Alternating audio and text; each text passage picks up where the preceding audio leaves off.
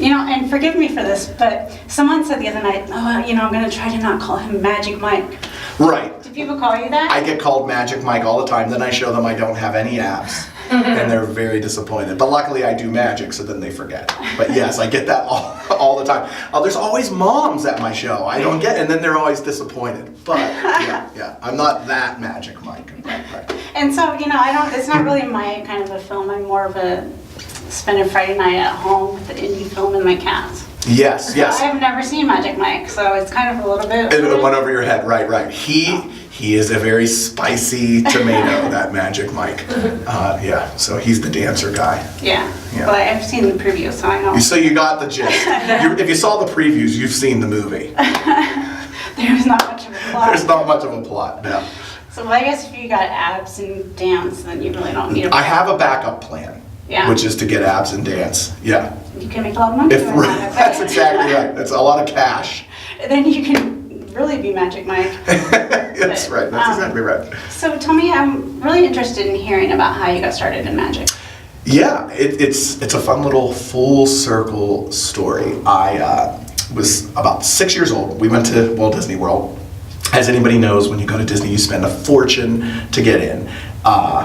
Which my parents, of course, did, and I made it maybe 100 yards in on Main Street. It's not there anymore, but there used to be a magic shop, and I was watching this guy, and we stopped in, and I didn't want to leave, and my mother's going, listen, we paid way too much for you to stand here and just watch magic tricks. So she says, how about, and I didn't want to go, and she's like, I'll give you $10 when we come out, which back then was $1 million to me. And I go, okay, so she bribed me to ride the rides, and then we came, and I bought with that $10 a bunch of little magic tricks, and that's how I got started. And the fun full circle thing is now I get to perform for Disney all the time. So yeah, it's great. So I'm really interested in hearing about your creative process. Does it take a long time to perfect your illusions? Well, it depends on the illusion. It's a lot like a song that a musician is learning. Some songs are easier to play than others.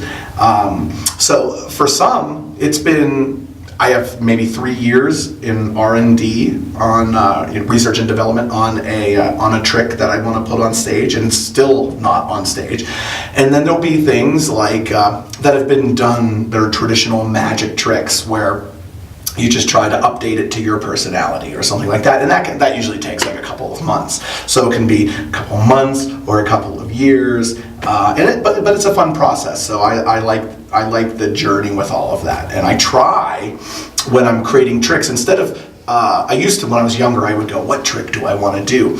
And then now I try to, so it's almost like an Andy Kaufman-esque question, which is, now I'll go, what emotion do I want the audience to feel in the audience? Do I want them, obviously we want them to be amazed, but if you can do more than that, that's great. So sometimes I'll say, what emotion do I want them to feel? And maybe it's scared, right? And that's where I came up with Desmond, my imaginary friend that we used on America's Got Talent.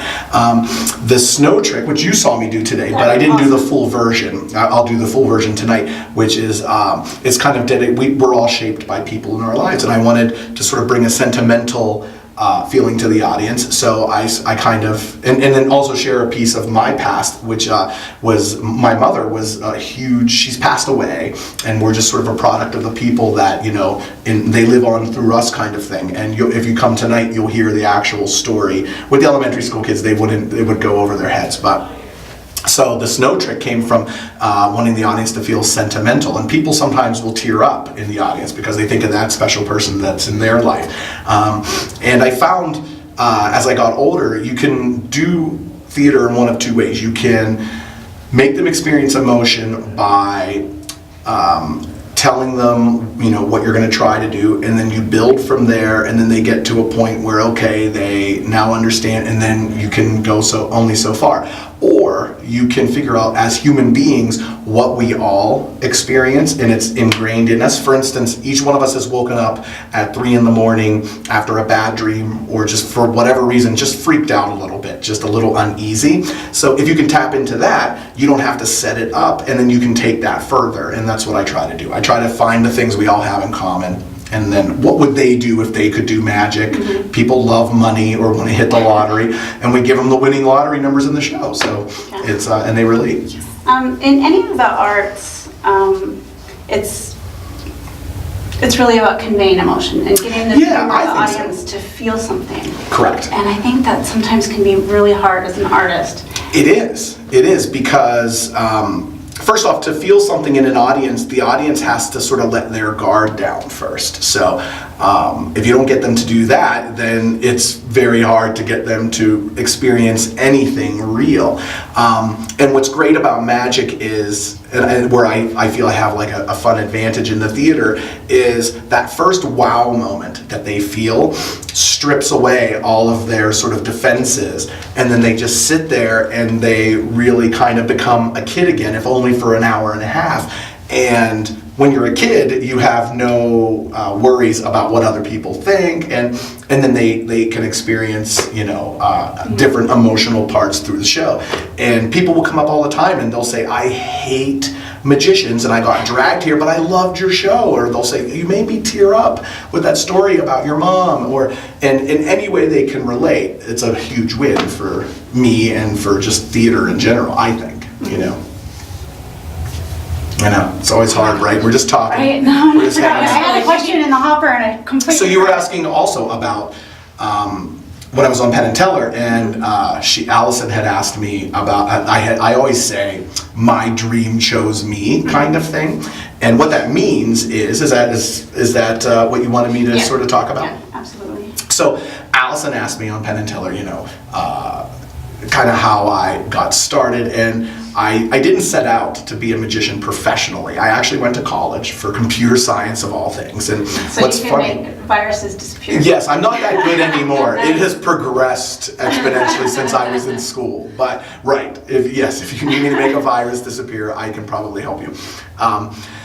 But the interesting thing was, I believe in destiny, and I have two little girls, they're 4 and 8, and if they want to go to college to pursue their passion, that's great, but I'm a big believer in you just have to find your passion and what you love, and then find a way to make a living at it. So for me, I was going for computer science. I was already doing magic since I was 6, so by the time I hit college, I was doing shows at other colleges, and I was touring and things like that. And by the time I was graduating, and I was going on interviews for a computer position, I was already making more doing magic than I was being offered in a position, in an office somewhere, doing IT or tech or something like that. So I always laugh because I had no choice but to follow my passion, because my passion was already providing for me. It was a really interesting Zen kind of thing, and I haven't looked back. It's been great. That's awesome. Yeah. That's incredible. I always say that I do photography because I can't not do it. I have. Right, it's your passion. You could tell me. I was watching you during the show. It is. That's how magic is for me. You're obsessed with it, right? And you can't help but enjoy and think about it. Performing arts is. Gosh, I feel stupid with this ghetto microphone. I know. No, I'm sorry. I made this for the record. I made this. Here, let me hold it. I'll hold it. Gosh, what was I going to say?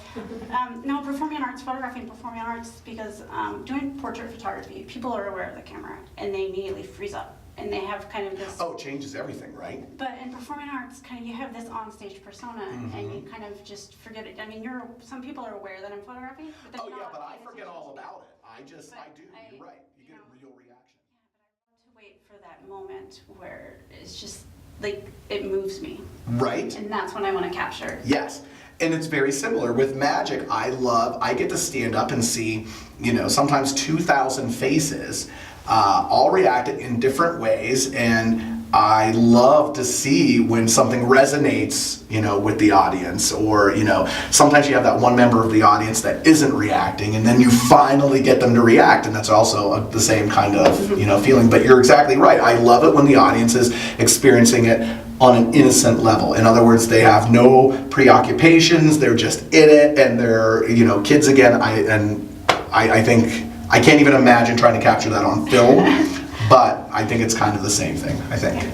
So I heard Jim say you were getting a show?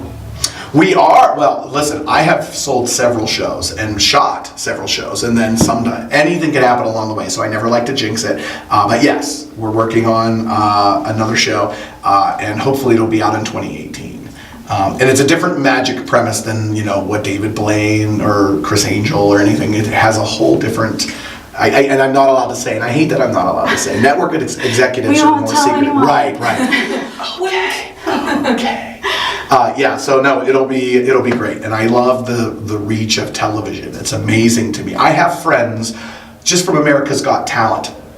People come up all the time to this day in the airport, and they'll just be, hey Mike, and I forget, and I just don't want to go, oh, I feel bad because I don't know who this person is.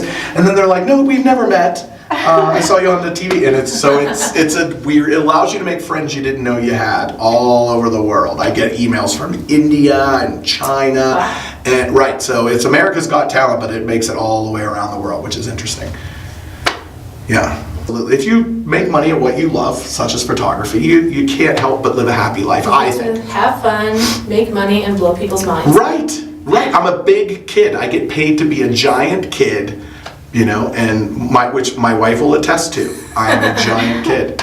Now your daughters, you said they're 4 and 8? 4 and 8. Are they still at that stage where you're just like, oh my God, he's the best dad ever? Or are they like, oh Right. my God, please Yes. don't drop me off at school? Listen, it's a combination of that. Like, anything your parents do is not cool by default, right? So a lot of times they'll see me practicing, and I'll do tricks for them just to see if it fools them, because kids, like today, they're really honest. Like if they think they know how to, they'll shout it out or whatever. And so I use them for that, but I'm not cool until their friends see me on TV, or when I'll take them onto the Disney ship with me, and then they'll see my picture everywhere, and then I'll come out on stage and my daughter's like starstruck. So in those brief moments, I'm cool. Other than that, I'm just a dad telling dad jokes. That's it, right? Like my job is to just torment them. So When my son was in high school, wow, you look really young. I'm older than you. Oh my goodness, I just don't. by this much. Is that but I'm older right? than Well, you. you look twice as young as me, Well, so thank you look great. Well, my son, he's 22 now, but when he was in high school, I had always told him, if I find out you're skipping school, I'm going to come to school. Oh, right, and it's not going to be pretty, right? And so I, found out that he maybe was missing math class. And so I showed up at his school, and I knew the lady, the counselor there, and she's like, oh, you want to go say hi to Angel? I was like, yeah. And so my goal was to just embarrass him. Oh, and just walking in, Right? I'm sure he was like, oh, But it no. completely backfired. And I went in and I'm like, hi, I'm Angel's mom. And, I just want to make sure that he's here. And if you ever see him, kind of screwing around, will you just get on him? But then it backfired because his friends were like, oh, Angel, your mom's hot. Oh, right, oh, yeah. Well, that's exactly, I was just going to say, I could see it going that way immediately. And so I would pick him up from school and they're like, hi, Angel's mom. And I'm like, Hey, Angel's mom. Right, that's hilarious. That's hilarious, But yes. yeah, no, I would try so hard and I would take him balloons on his birthday. Aww, But it never worked. that's adorable though. I think that's great. Curlers and But he did jammies. graduate, so I He did did. something right. Yes, you did. That's great. I think that's He's great. gonna hate me for telling those stories. No, that's awesome. I think that's awesome. Hi, Angel. So, but I think that's Go good, yeah? we're good. Awesome. Well, this is us signing off with our Bob Barker microphone.